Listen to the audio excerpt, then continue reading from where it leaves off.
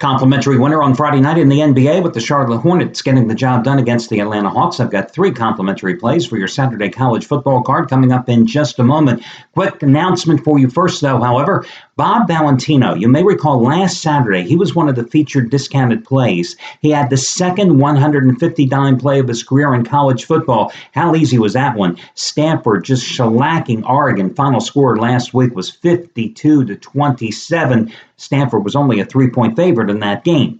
Well, today he has something bigger. It is the first 200-dime play in any sport that he has ever had. He says this is the single biggest one-sided game on today's college card, and I've decided to make that the half-price play of the day because Bob is already 10-5 in college football this season with $10 players making $3,615. It's the half-price play of the day, the first 200-dime play of his career. And you get it for half price simply by using coupon code FIRST, F-I-R-S-T. And Steve Budin, his number one college crew the past 3 seasons, going for another 50-dime win, not only number 6 out of 7 over the past 2 weeks on the heels of the Saints, his NFL winner number 11 out of 15 on Thursday night, but 56 out of 91 overall. It's on LSU in Florida. That's one of the many makeup games you have being played today because of Hurricane Matthew back in October. That game, of course, not in Gainesville. It's a writing game going at 1 o'clock Eastern time, being played in Baton Rouge today. That's at 1 Eastern. And that is also one of your featured discounted plays as you get it for over half price off by using coupon code CALI, C-A-L-I, for his Cali Cartel. Let's get to your complimentary plays, guys. All your other discount codes, promos, etc., including a 24% discount coupon that gets you 24% off your total purchase price today over on the homepage. Let's start with Washington State as the 6-point dog at Colorado. Listen, guys, I've been riding Washington State all season long. Why am I going to get off the Mike Leach bandwagon now? The Buffaloes are coming off a 49-24 win against Arizona. Big deal. Rich Rod's Wildcats are defeated. Not undefeated, defeated. And Pac-12 play so far this season, winless so far. Last home game for the Buffaloes, they struggled to a 20-10 win over a one-dimensional UCLA team that is simply awful this season. And prior to that, they won 10-5 at Stanford. I know Colorado has had a good season, but I am just not convinced the Buffaloes are 6 points better than Washington State. You know, when I looked at this game, I figured it would be a field goal line just because Colorado was playing in Boulder. But 6 points? I don't understand this one. Now, Washington State took care of business 56-21 at home against California last week. They're 3-0 in conference road action so far, winning 42-16 in Palo Alto against Stanford, 37-32 in a bitterly contested game in Tempe against Arizona State, and 35-31 in Oregon State, a game in which they did not play well in the first half and had to rally in Corvallis, but that's what they did. They've won 8 straight games. They're 7-0 in Pac-12 play. The Cougars are on a 9-1 ATS roll as a dog. And listen, Luke Falk, you know, he's had a tremendous season.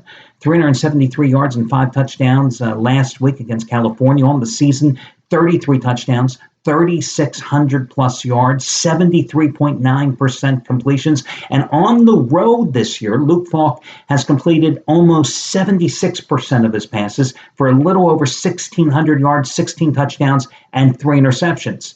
And he's played at Oregon State, Arizona State, Stanford, and Boise. It's not exactly totally a chopped liver schedule, right?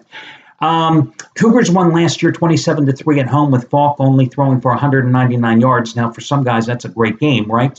But he was knocked out of that game, left with a head injury, a concussion, which forced him to miss the subsequent week's game, the Apple Cup game, which was a loss against Washington for the Cougars. Again, can Washington State win this game? It wouldn't surprise me. But to me, it's a 3-point game. So I'm going to grab the points and take Washington State plus them in this one.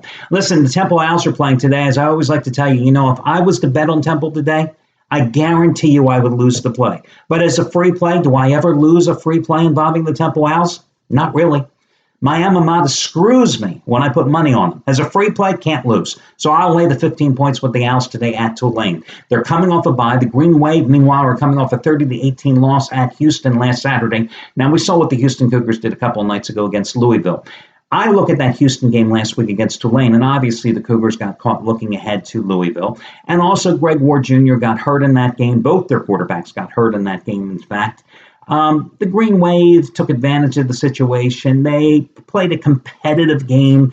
The score certainly was close, when you look at the box score, when you look at the scoreboard. But listen, Houston, how do I say this the nice way? They didn't really put forth 100% commitment and effort in that contest. They played well enough to win, which made it look like Tulane played much better than they did. The bottom line, the Green Wave, they've lost 5 in a row. Meanwhile, the Owls, this is not the same team that I bet on the first week of the season as a 13-point home favorite, and they lost outright to Army. This is a different team. They've won 6 of their last 7. They've covered 9 straight games. They've been idle since shutting out Connecticut 21-0. Listen, Connecticut isn't much better than Tulane, okay? And the Owls got the job done here. They've developed one hell of a 3-headed monster in the backfield in terms of running the ball, sometimes going to the Wildcat formation. They've got 2 outstanding running backs. Phillip Walker has had a up and down season, but he's been more consistent at quarterback here in the second half of the season for them. They won 49-10 last year. Of course, that was at home. I think they're going to win easily today as a 15-point favorite, so I'm going to go with Temple.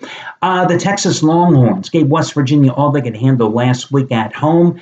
They're laying 24 points at Kansas today. The Jayhawks had Iowa State in their sights. They could have pulled off the win last week, but they didn't.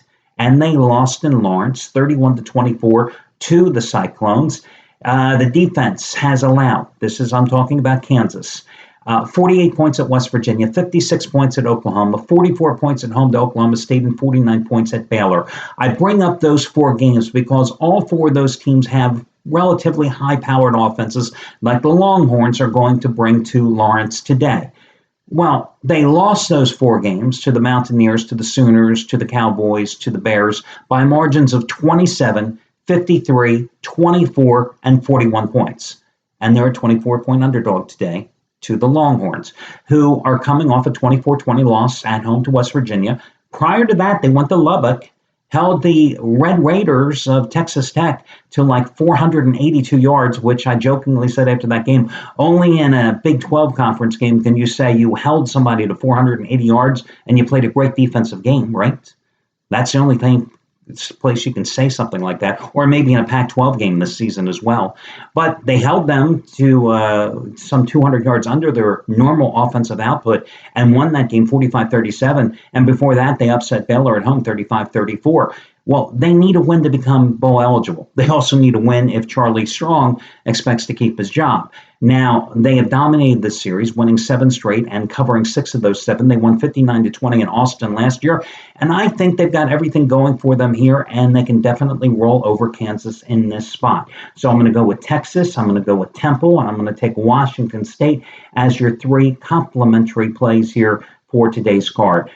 There were a couple other games on the board. Listen, I've handicapped the whole card. Let me just talk about them as well, so if you don't mind. I looked at San Diego State as well, minus 10 points in Laramie today against Wyoming. Wyoming, of course, coming off that 69-66 overtime loss at UNLV. Actually, that was a triple overtime loss. Now, Wyoming does not stop the run, and San Diego State is going to run the ball relentlessly. That's what they do best. And, of course, Wyoming is going to want to run the ball with Brian Hill. And you got a San Diego State team that is number 2 in the country at stopping the run, giving up under 3 yards a carry. But the one thing you have to remember here is that Wyoming is not a one-dimensional team offensively. They can throw the ball.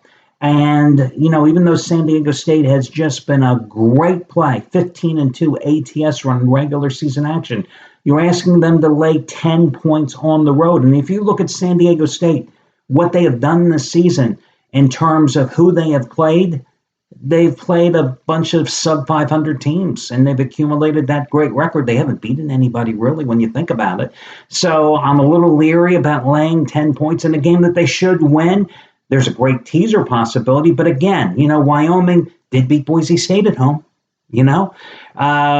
So that was a game that I had circled originally, but then I backed off. Another game that I had looked at today was Southern Cal, and this is something that you should be aware of as bettors today. Southern Cal is 13.5 tonight against UCLA. And Southern Cal, I jokingly said in this week's edition of the Rearview Mirror Show that Southern Cal is suddenly such a much better team, and Clay Helton is such a much better coach now that he has a quarterback. Amazing how that turns out. You get a quarterback, you win 6 straight games, and you're a genius as a head coach. Suddenly, nobody wants to fire you when you win 6 straight games and your offense is producing. But here's the thing about the Southern Cal game against UCLA today. If Colorado and Utah both win today, then Southern Cal is eliminated from the Pac-12 South Division race. If Utah and Colorado, if just one of them happens to lose today, well, then USC is still in contention. Now, I bring that up because Colorado and Utah play the early games, and Southern Cal and UCLA square off at 10:30 tonight.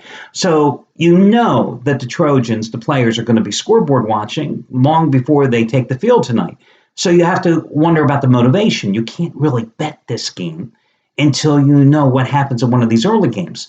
And I ask you, now, it's not a matter of whether or not, I talked about the Colorado-Washington State game, of whether or not Colorado and Utah are going to cover their games today as home favorites, but are either one of them going to lose? So is USC going to be motivated?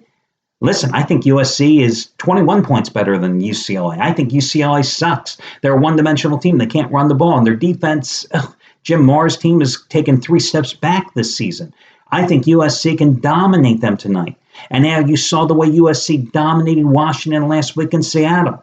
But will USC be motivated to do so tonight? That's the question. So as a gambler, you have to be aware of that game, and you have to be certainly very cautious. Another game you have to be a little bit leery of tonight, the Penn State-Rutgers game. Penn State's a 28-point favorite. Listen, Penn State was in a hell of a physical battle with Indiana last week, okay?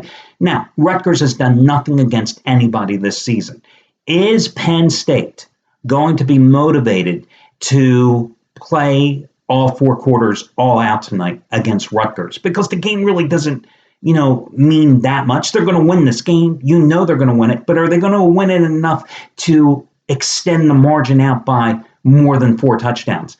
Listen, they lost their starting offensive tackle, Paris Palmer, to a season-ending injury in the Indiana game last week. Another one of their starting linemen, an offensive guard, Connor McGovern, he may not play tonight. He's not 100% even if he does. So they've had to shuffle that offensive line once more. Now, they should be able to run at will against a Rutgers defense that's last in the the Big Ten in terms of stopping the run. And I think 5 teams have run the ball at least 50 times so far against them this season. And 7 of the last 8 opponents have run it at least 30 times against them this season. So Penn State and Barkley should be able to run the ball relentlessly against them. But is Penn State going to be motivated to run up the score against Rutgers? So just another game I handicapped. Just wanted to throw it out there. These are all the type of games that, maybe you have to just kind of sit back and question yourself, do I really want to be betting them? Now, you could also say the other flip side of the coin would be, do I want to take Rutgers plus the 28 points? Are you nuts? Why would you ever take Rutgers plus the points? I mean, okay, they covered against Indiana a couple of weeks ago, only because Indiana committed like 133 penalties in the game. They committed 4 costly turnovers in the game. But this is a Scarlet Knights team that lost 49-0 at Michigan State. The Spartans had lost 7 straight games. This is a team that lost 78-0 to Michigan at home. This is a team that Illinois beat in Piscataway by 24-7. Again, you don't put good money on bad teams. That's one of those games, you either bet Penn State or you just walk away. End the story. That'll do it, guys. I wish you well, and I'll talk to you again on Sunday when we do this one more time.